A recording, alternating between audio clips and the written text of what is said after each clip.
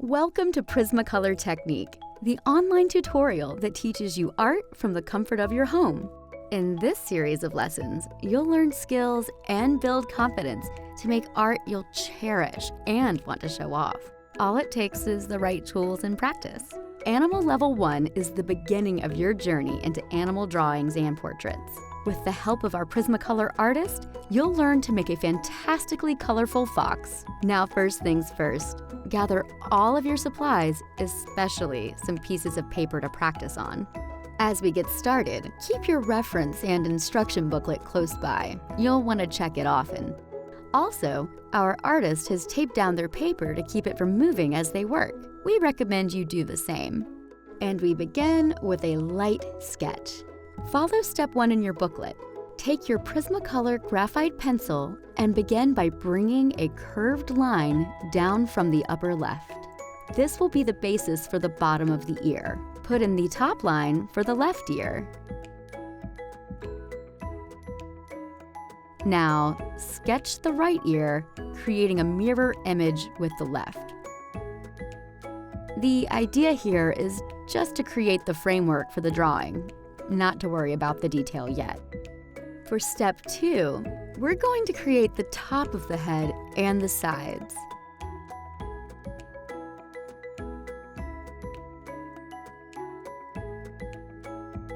So bring a line down using short, simple strokes, but keep them together. Great. Now get the right side of the face. Then bring down a line for the neck and the back of the fox. Draw very lightly when creating these simple strokes. Don't go too dark. You can always erase if need be. As our artist shows, you don't need to be perfect. In step 3 of the booklet, we're going to lightly put a line in the center of the ears. This line probably won't be there when we're done, but it's a reference for detail later.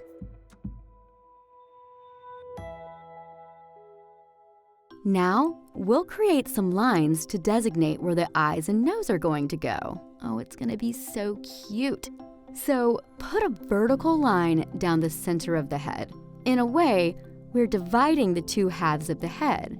Feel free to erase if you need to get it more centered, but it doesn't need to be absolutely perfect. Just under the ears, you're going to put a line across for where the eyes are going to go. Then in here, we're going to put an outline for the eyes. Okay, moving on to step 4, put 2 almond shapes for them, using your lines as a guide. Then move on to the muzzle of your fox. Create a line and bring that down. Then repeat on the other side. When sketching, you want to pay attention where things are in relation to each other.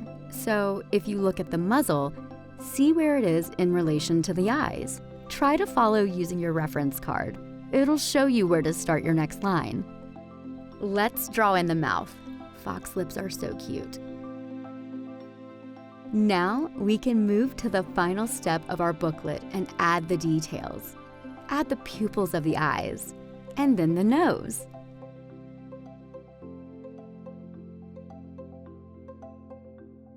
And afterward, if something looks off, go ahead and erase and redraw. Even our artist has to make corrections. It's just part of the process. Also, feel free to erase reference lines.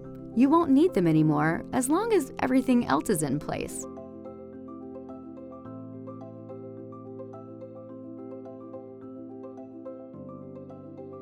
After our sketch, we can create an outline. The illustration marker is great for creating razor-sharp outlines. Start at the top and go lightly around only the outside of the sketch. This will make the color pop later, but also lets you know where your edges are.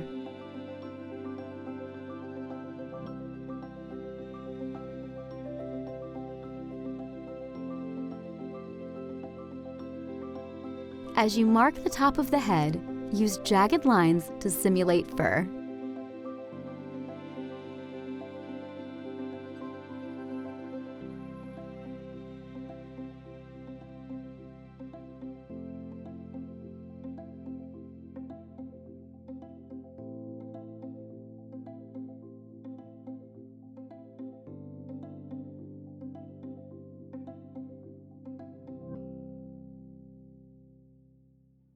When we're finished, it should look something like this.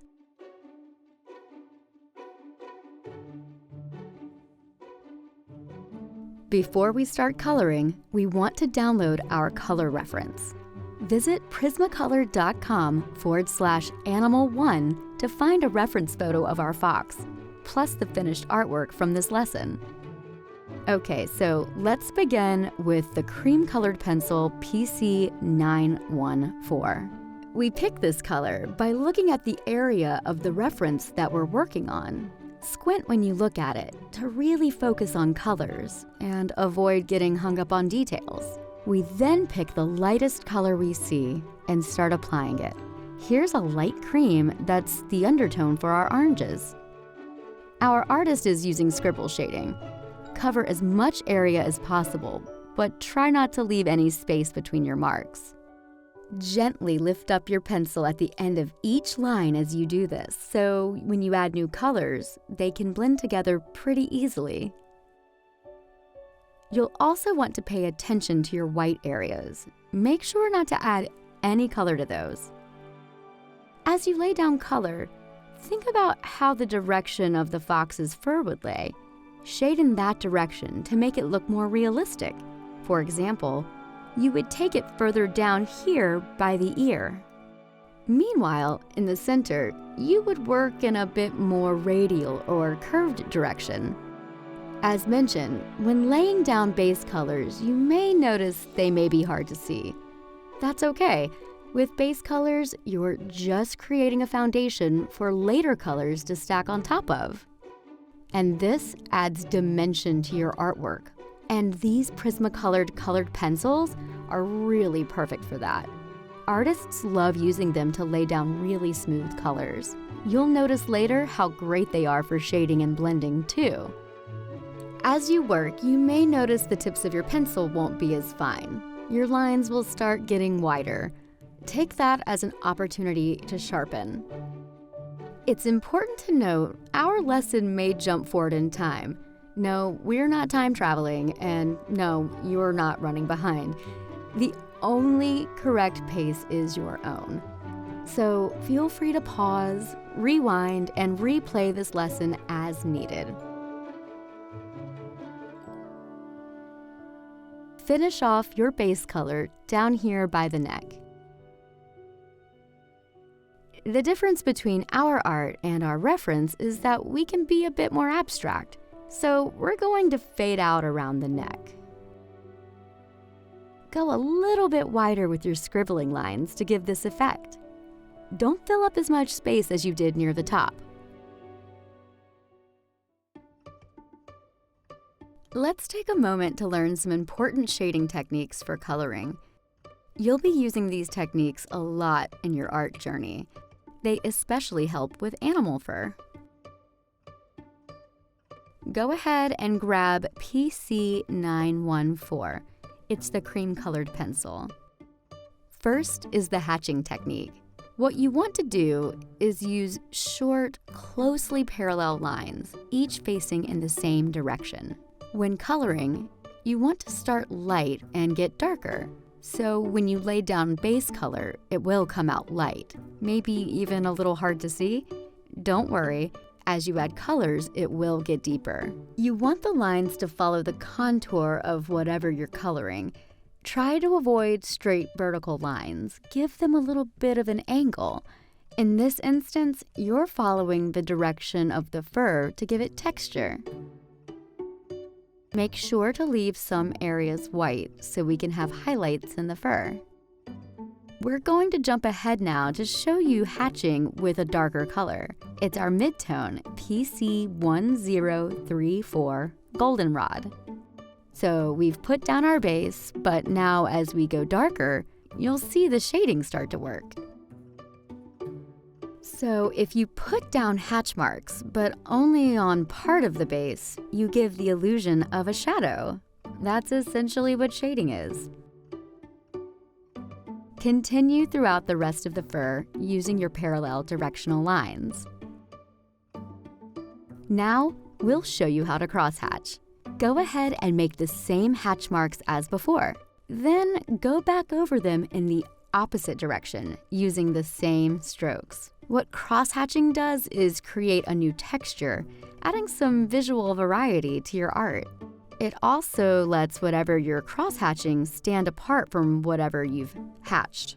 You'll notice, as you add more pressure, you'll be getting darker color.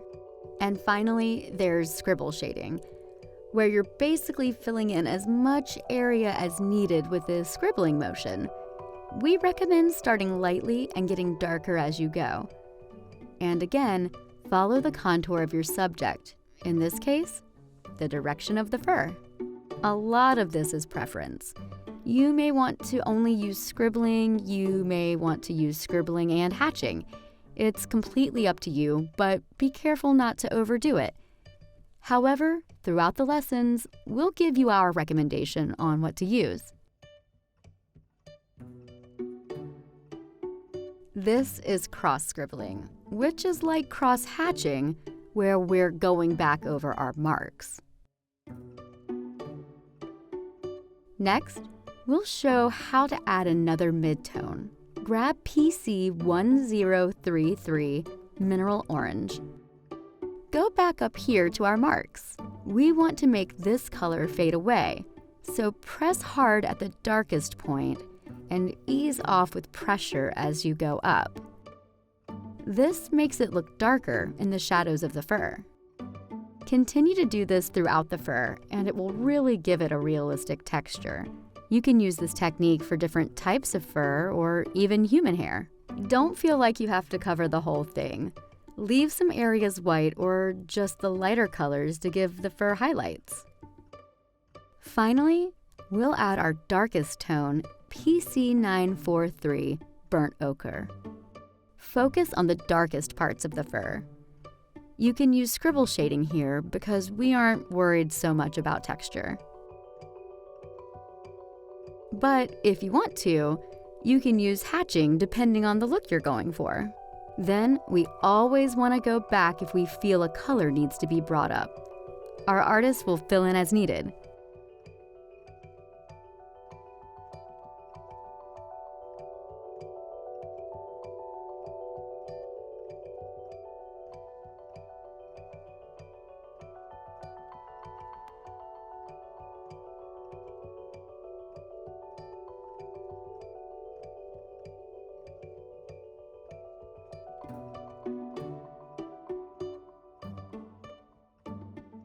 As you work, it will start to look more realistic. The beauty of these techniques is you can use it outside of fur. Stone, people hair, water, it really all works. Now it's time to lay down the base color for our grays.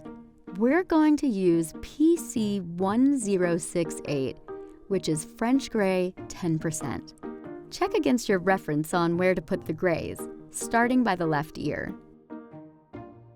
The difference between this and the last round is that we're going to use a bit more of a hatch line rather than scribbling. Leave some spacing between the lines to really add texture to the fur in these areas. These areas have more highlights, so we really want to push the white here.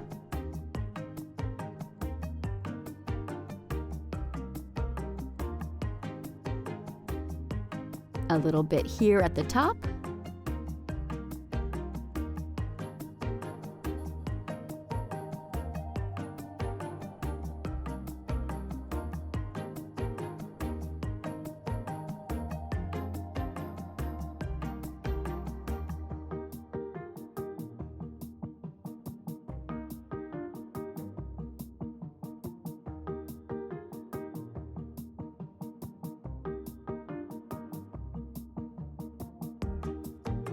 And the same goes over here by the cheek. Again, follow the fur's contour to add the right details.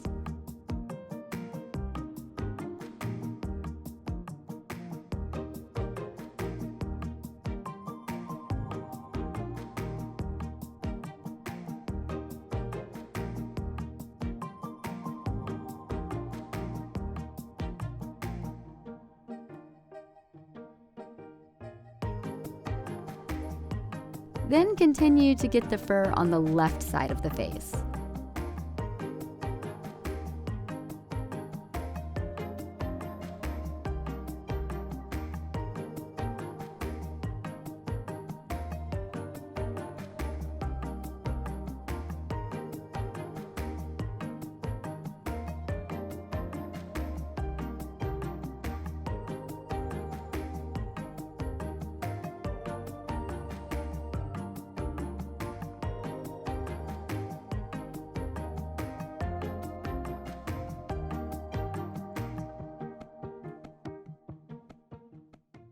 and adjust the rest of the face as needed.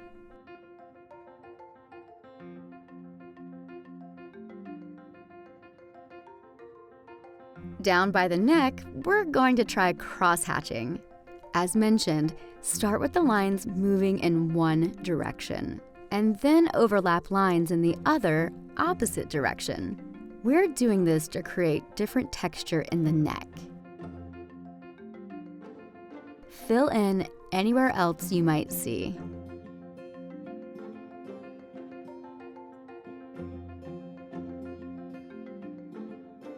For the eyes, we're going to leave one part white for the highlight.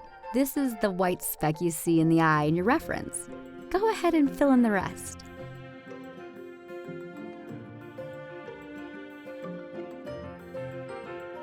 And the same for the other eye, leaving one part white.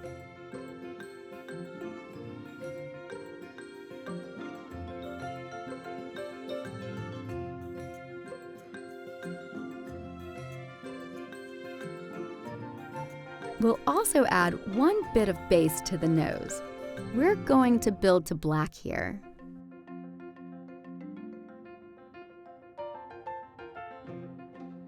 We're going to add one more base color for the nose and eyes, and that will be PC1060, Cool Gray 20%. We'll just go lightly with this one to add some differentiation between the eyes, nose, and the rest of the gray fur. And it'll help the eyes pop a little bit more. Our artist is going to add a bit here and at the very top of the eyes. Then over most of the nose, but leave this part white for the highlight, as well as this part.